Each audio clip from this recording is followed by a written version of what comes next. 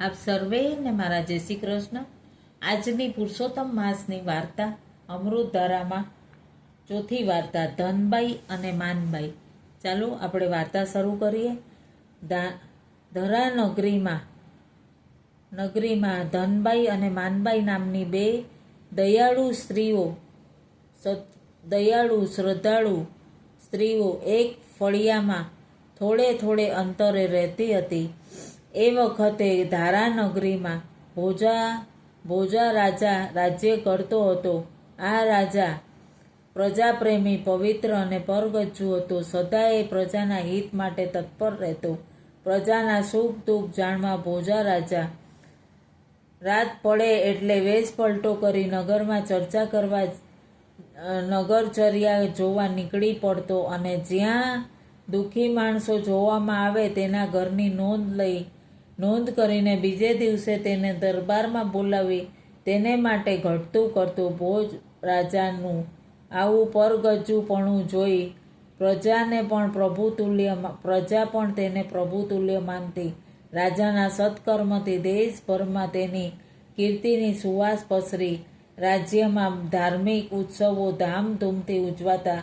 ભોજ રાજા પણ ધાર્મિક વિચારોનો હતો અને પ્રજા પણ ધાર્મિક ભાવનાવાળી હતી. તેથી આ રાજ્ય આબાદ હતું, પ્રજા આબાદ હતી. ધનબાઈ અને માનબાઈ ને ભોજ રાજા પર પ્રભુ જેટલી શ્રદ્ધા હતી. જ્યારે રાજા સવારી કરી નીકળે ત્યારે બંને સખીપણીઓ બહેનપણીઓ ધનબાઈ રાજાના દર્શન કરવાનો લાવો લેતી અને તેને પોતાના ધન્ય માનતી. પરંતુ માનબાઈને શ્રદ્ધા નહોતી, તેથી તે માત્ર રાજાને જોતી નમન કરતી. એક વેળા પવિત્ર પુરુષોત્તમ માસ આવ્યો અને શ્રદ્ધાળુ સ્ત્રી પુરુષો વ્રત નિયમ લીધા. નગરમાં ભક્તિભાવ ઉભરાયો. એ સમયે ધનબાઈ અને માનબાઈએ પણ પુરુષોત્તમ મહિનો ભાવથી નાવા ગયા. દેવ દર્શને જવા લાગ્યા. યથાશક્તિ દાન કરવા લાગ્યા. રોજ સવારના ધનબાઈ અને માનબાઈ સાથે જ નાવા જાય, પરંતુ નહાતી વખતે બંને પ્રાર્થના જુદા પ્રકારની કરે. ધનબાઈ ધ્યાનમગ્ન બની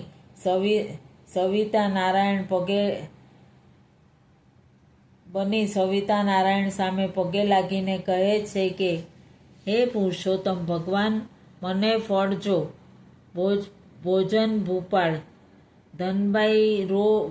ધનબાઈને ભોજ રાજા ઉપર શ્રદ્ધા હતી, તેથી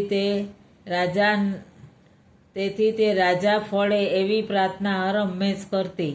જ્યારે માનબાઈ શ્રી કૃષ્ણ ભગવાનને પ્રત્યે શ્રદ્ધા હતી, તે સૂર્ય ભગવાન સામે હાથ જોડીને બોલે કહે કે ભગવાન ક્યારે રીઝે તેનું કંઈ કહી શકાય નહીં, પરંતુ ભોજ રાજા તે પ્રત્યક્ષ હોવાથી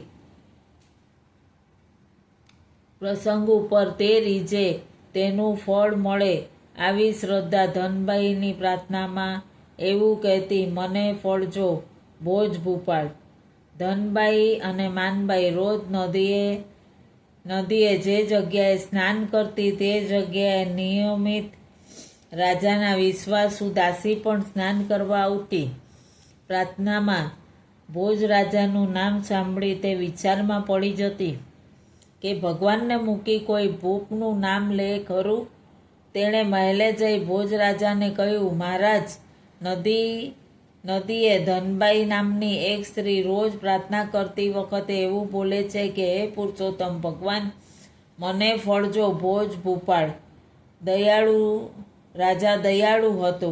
તેણે મનમાં વિચાર્યું કે ધનબાઈને ધનની જરૂર છે, તેથી રોજ નાઈને મારું નામ લે છે, માટે કાલે દરબારમાં બોલાવી તેને રાજી કરું. બીજે દિવસે દરબાર ભરીને રાજા પેલી દાસીને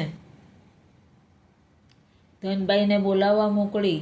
રાજાનું તેડું આવતા ધનબાઈ હર્ષકેલી થઈ ગઈ અને પોતાની પ્રાર્થના ફળશે એવી આશા બંધાઈ ગઈ. તે તો ઝટ વસ્ત્રો બદલી દાસી સાથે રાજ દરબારમાં આવી અને રાજાને નમન કરી ઊભા રહી.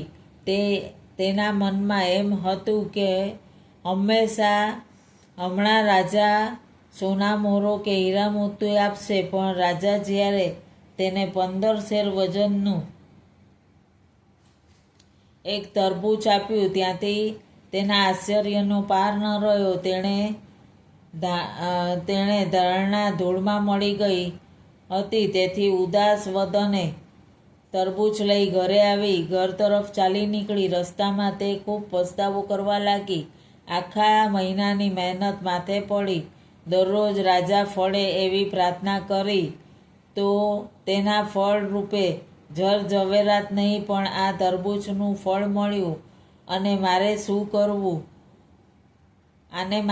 કરવું? માટે કોઈને વેચી દઉં. રસ્તામાં એક બાઈ કેળા, કાકડી, પપૈયા વગેરેનો ઢગલો કરી વેચવા બેઠી હતી. તેની પાસે જઈ ધનબાઈએ કહ્યું, બહેન, આ તરબૂચ લઈ લે. એના જે પૈસા આપવા હોય તે આપી દે. હું એકલી તેને ક્યાં ખાઈ શકવાની? માટે જે નાણાં આવે તે ગાંઠે બાંધી દઉં. બાઈએ તો તેના પૈસા ધનબાઈને આપ્યા અને તરબૂચ રાખી લીધું. ધનબાઈના મનમાં ઉદ્વેગ કરતી ગઈ ઘેર જઈ કામે લાગી. એ ઘેર ગઈ થોડીવારે માનબાઈ તેના ઘરની બહારથી નીકળી. તેને શાક લેવું હતું. એ એક કાછિયાને ત્યાંથી લીધું, પણ કેળા કોઈ ઠેકાણે મળે નહીં. તેથી તે બજાર તરફ તપાસ કરતી કરતી પેલી બાઈ પાસે આવી, જે ધનબાઈએ ભેટ મળેલું તરબૂચ વેચ્યું હતું. માનબાઈએ તો થોડા કેળા લીધા. આજે ઘણે દિવસે મજાનું તરબૂચ જોવામાં આવતા તેણે વિચાર આવ્યો કે 15-20 પૈસામાં તરબૂચ મળતું હોય તો લઈ જાઉં. થોડુંક ખાઈશ અને બાકીનું પાડોશના છોકરાઓમાં માનબાઈને તરબૂચની કિંમત પૂછી. છોકરાઓને માનબાઈએ તરબૂચની કિંમત પૂછી તો પેલી બાઈએ કહ્યું, બહેન, તરબૂચ મજાનું છે, પણ તેના 25-30 પૈસા મળે એમ છે, પરંતુ મારે હજુ ઘેર જવું છે તો 20 પૈસામાં આપી દઈશ.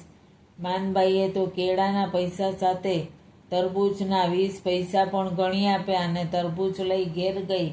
બહાર આંગણામાં છોકરા રમતા હતા. માનબાઈએ જતા સાથે જ તરબૂચ કાપ્યું તો તેમાંથી ખણ કરતી સોનામોરો પડી. માનબાઈને તો આશ્ચર્યનો પાર ન રહ્યો. તરબૂચમાં તો બિયા હોય, સોનામોરો ક્યાંથી?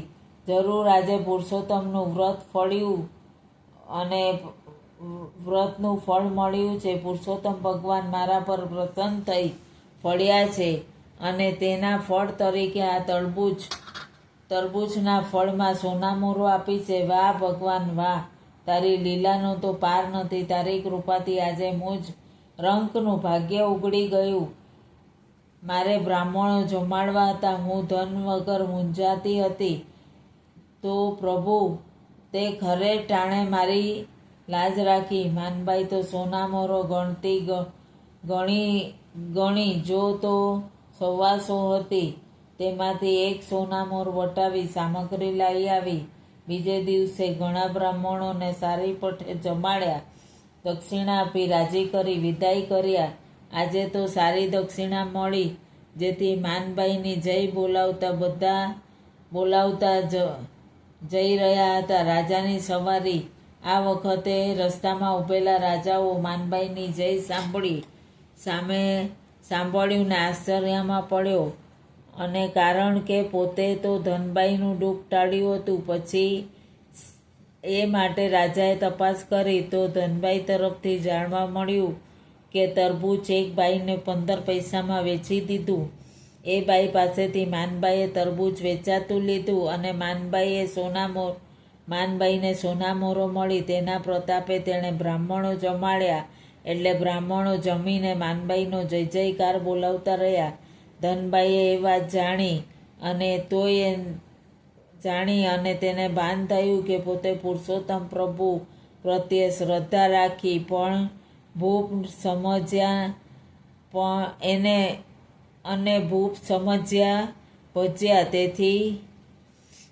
ભજ્યા તેથી આમ થયું. ત્યારથી તે દર અધિક માસે પૂર્ણ ભાવથી પુરુષોત્તમ ભગવાનને ભજવા માંડ્યા.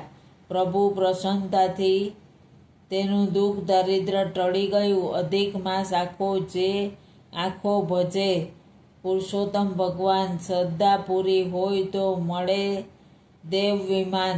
શ્રદ્ધાનું બળ છે અપાર. શ્રદ્ધા ફળ્યા વગર જતી રહેતી નથી.